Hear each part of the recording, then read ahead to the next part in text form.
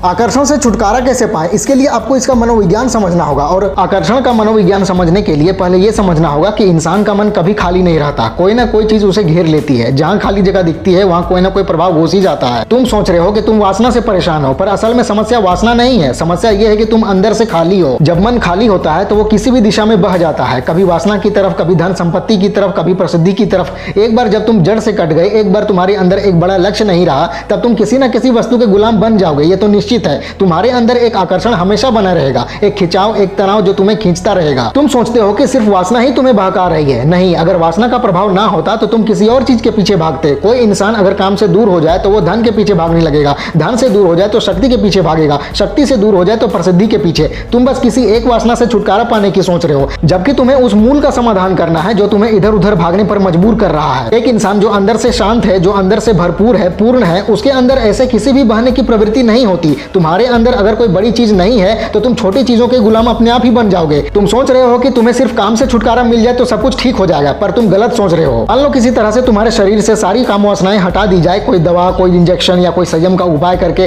तब क्या तुम शांत हो जाओगे हमेशा के लिए? बिल्कुल नहीं। फिर तुम्हें कोई और चीज पकड़ लेगी। शायद तुम्हें मिठाइयां आकर्षित करने लगे, गुलाब जामुन और जलेबी के सपने देखने लगो, और जब तुमसे कोई पूछे कि तुम दिन भर क्या सोचते हो तो तुम बोलोगे जलेबी। वाह, क्या बड़ी गोल गोल रंगीन जलेबी थी, बस आंखों के सामने वही दिख रही है। तो समझ रहे हो, समस्या जलेबी नहीं है, समस्या काम भी नहीं है। समस्या यह है कि तुम अंदर से खाली हो। तुम्हारे पास कोई बड़ा लक्ष्य नहीं है जो तुम्हें अपनी तरफ खींच सके। तुम्हारे मन को एक विषय चाहिए, तुम्हारे मन को एक लक्ष्य चाहिए, तुम्हें एक ऐसा काम चाहिए जो तुम्हें पूरी तरह व्यस्त कर सके। सवाल यह उठता है कि ऐसा क्या हो जो तुम्हारी पूरी ऊर्जा को अपनी तरफ खींच ले। इसीलिए बड़े बड़े महान गुरु और संत कहते हैं कि तुम्हें एक बड़ा लक्ष्य चाहिए, तुम्हें एक ऐसा काम चाहिए जो तुम्हें इतना व्यस्त कर दे कि तुम्हें किसी और चीज की जरूरत ही महसूस ना हो। इसीलिए भगवान राम का नाम दिया गया। राम का नाम लो, राम का काम करो। राम का नाम भी इतना बड़ा है और काम भी इतना बड़ा है कि अगर उसमें खो गए तो किसी और वासना की जगह ही नहीं बचेगी। पर राम का नाम सिर्फ जपने से काम नहीं चलेगा। तुम्हें अपनी ऊर्जा को उस दिशा में लगाना पड़ेगा जो तुम्हारे अंदर के खालीपन को भर सके। तुम्हें एक बड़ा लक्ष्य चाहिए जो तुम्हारी ऊर्जा का पूरा इस्तेमाल कर सके। तुम सिर्फ एक चीज को छोड़कर दूसरी चीज पकड़ने का नाटक मत करो। तुम्हें समझना पड़ेगा कि असल समस्या क्या है। समझने वाली बात यह है कि तुम किसी ना किसी चीज से बंधे ही रहोगे। तुम्हारी ऊर्जा किसी ना किसी दिशा में जाएगी ही।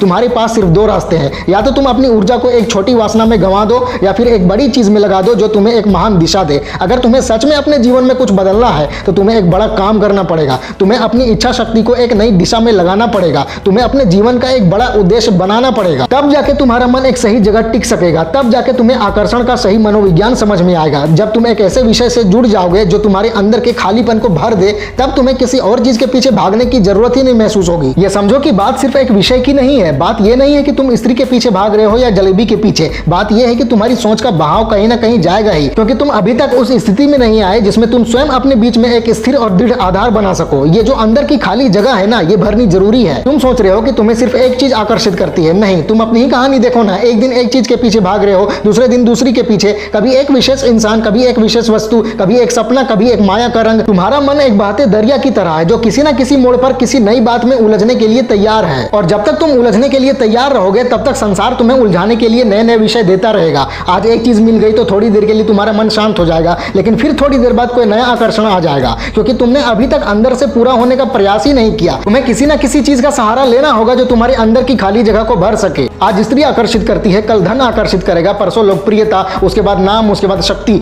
एक के बाद एक तुम किसी ना किसी वासना के जाल में अटके रहोगे और हर बार तुम्हें यही लगेगा कि जो अभी मिला है यही अंतिम है। पर जैसे ही वह हाथ आएगा तुम्हारा मन फिर नया विषय खोजने लगेगा। क्या तुम्हें नहीं लगता कि यह तुम्हें गोल गोल चक्कर में घुमा रहा है? तुम्हें यह समझना होगा कि असली मूल बात यह है कि तुम्हारा मन खाली है अंदर से। जब तक ये खाली रहेगा तब तक तुम किसी ना किसी दिशा में बहते रहोगे। एक बार पकड़ लो एक ऐसा विषय जो तुम्हें पकड़ ले। एक बार एक ऐसा काम जो तुम्हें इतना व्यस्त कर दे कि तुम्हें फुर्सत ही ना मिले किसी और विषय में बहने की। एक ऐसा मकसद जो इतना बड़ा हो कि तुम्हारी पूरी शक्ति और पूरी ऊर्जा उसमें लग जाए। तुम सोच रहे हो कि यह सिर्फ सोचने से हो जाएगा? नहीं, इसके लिए तुम्हें अंदर से निर्णय लेना होगा। तुम्हें स्वयं से पूछना होगा कि मैं किस लिए हूं। क्या मुझे पूरा जीवन बस किसी ना किसी विषय के पीछे भागते ही रहना है? क्या मैं एक टूट के गिरे हुए पत्ते की तरह इधर उधर उड़ता ही रहूंगा, या फिर एक वृक्ष की तरह मजबूत बनूंगा? जब तुम ये सवाल अपने आप से करोगे, जब पूछोगे खुद से, तब तुम्हें जवाब मिलेगा कि तुम्हें स्वयं स्वयं को बदलना पड़ेगा। तुम्हारी एनर्जी को कहीं ना कहीं लगना ही है। अगर वो एनर्जी किसी घटिया चीज में लग गई तो तुम घटिया बन जाओगे, अगर वो एनर्जी किसी महान चीज में लग गई तो तुम भी महान बन जाओगे। तुम्हारे हाथ में है कि तुम अपनी ऊर्जा को कहां लगाते हो। ये मत सोचो कि ये आकर्षण तुम्हारे साथ हो रहा है, बल्कि ये सोचो कि तुम अपनी ऊर्जा को किस दिशा में डाल रहे हो। अगर तुम बस विषयों के पीछे भाग रहे हो तो इसका मतलब यह है कि तुमने अभी तक स्वयं को जाना ही नहीं है। अब सवाल ये उठता है कि यह उद्देश्य मिलेगा कैसे? क्या किसी गुरु के पास जाकर मिलेगा? क्या किसी पुस्तक को पढ़कर मिलेगा? क्या किसी व्यक्ति से मिलकर मिलेगा? नहीं, यह उद्देश्य तुम्हारे अंदर ही छिपा हुआ है। तुम बस इसे पहचान नहीं पा रहे क्योंकि तुम इधर उधर भागने में लगे हुए हो।